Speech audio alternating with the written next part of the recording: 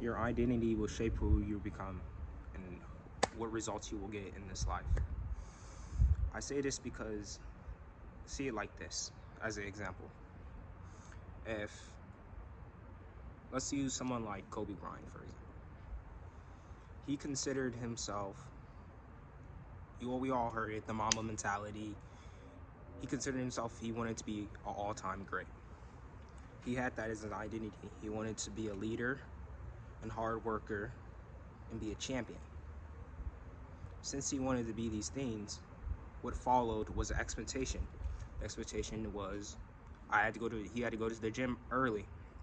We've heard the stories of Kobe Bryant. If you were into basketball, you've definitely heard these stories of how he would show up to the gym very early.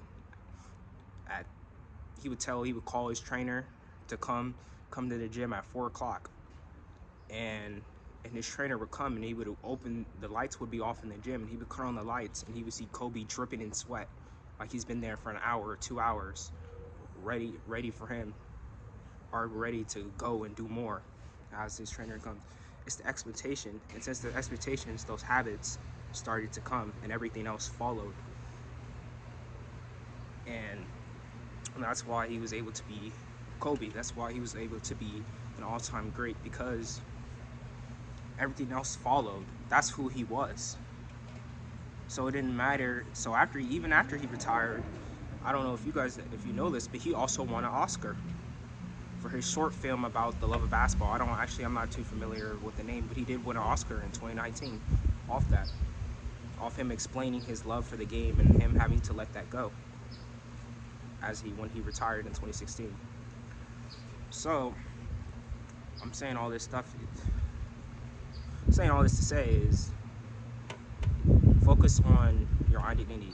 Focus on who you're becoming. Because there's certain traits you'll find that everyone that is successful shares. And you'll also see with successful people, it doesn't really, like in everything they do, they end up becoming successful, or they find some type of success in that thing. It's because it's who they are.